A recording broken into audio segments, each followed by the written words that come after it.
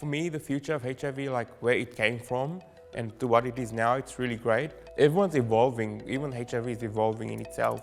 Like it's getting better, there's more acceptance, it's more normal now. So I'm looking forward to the future. The most incredible thing is that I'm 61 years of age. I was 27 when I was diagnosed with HIV, and I was probably 22 or 23 when I became HIV positive.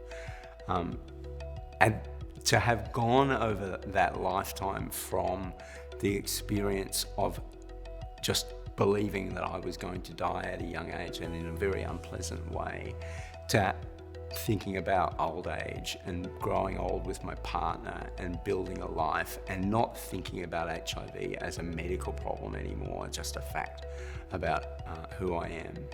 I like to say that I feel hopeful about the future of HIV, but given the current circumstances of the politics in the world, it's hard to have positive, mindset. But I believe that at some point things are going to change, that most countries are going to live in this privileged status that we're living on right now here in Australia. And eventually, who knows, good things can happen. The work we still have to do to combat HIV stigma is to really just normalise HIV. Let people know about U equals U. Let people know about how effective the treatments are. The thing we still need to combat is stigma. The lens of Australia, it's multicultural. So translating that language to languages that people really understand. There's people still dying, and there's places where there's stigma use. It's so normalized. And stigma really makes it more difficult for people to go out and get support. It makes it more difficult for people to accept treatment, and it can have really profound health impacts. So it's the hardest part of the response to HIV is addressing stigma. We're still working on that, and we'll probably be working on that for a long time, because HIV is going to be with our community. For as long as there are people with HIV, we will be still responding to HIV. So my advice to somebody who's newly diagnosed, to start treatment, get yourself protected so that you can protect others, and things will probably start to fall back in place. It's our immune system that's compromised. I remember it made me feel crap, and I didn't know why I was feeling crap. I didn't know I was sick because I wasn't looking after myself. So I think nowadays, people just need to know that everything's gonna be okay. So someone who's newly diagnosed, I know it's hard. There's a lot of support available, just go through it, but it's okay to not feel that way, and it's gonna get better with time. You are not alone.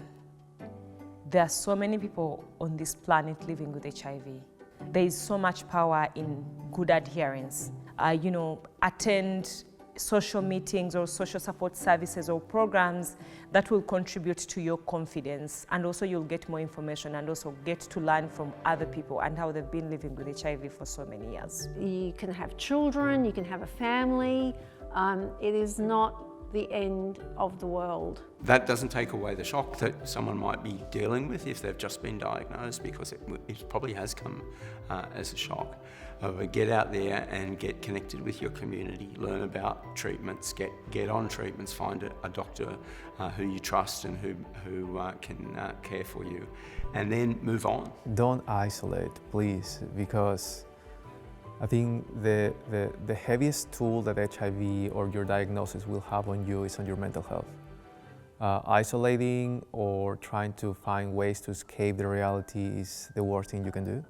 Take care of yourself, love yourself. What's next for me? I want to keep studying. I'm a physio now, but I'm working in men's pelvic health. I want to travel. As a person living with HIV, I'm very, very, excited about the research that is being done. I want to keep having fun. And I hope there's one injection a year or something like that comes up. That would be amazing. I want to keep making money. I am, channeling my advocacy to HIV cure. The science around finding a cure for HIV is so advanced, and it will happen soon. I want to give people more hope. No, I don't want to give up on my dreams. I will be someone who will be turning 50, so I want to join those kind of groups as well, aging well with HIV and stuff. So I want to work on that as well. You know, in some ways I'm in the autumn of my years, I guess, but in other ways these are the best years of my life. So I want to understand the research,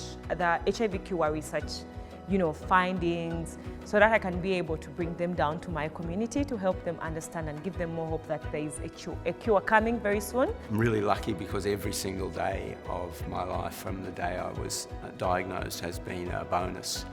It has been a blessing. I didn't expect to have the time that I have, and it's just been incredible. And we're going to be, we shall be winners one day very soon, so yeah. So yeah, what's next for me is more of the same.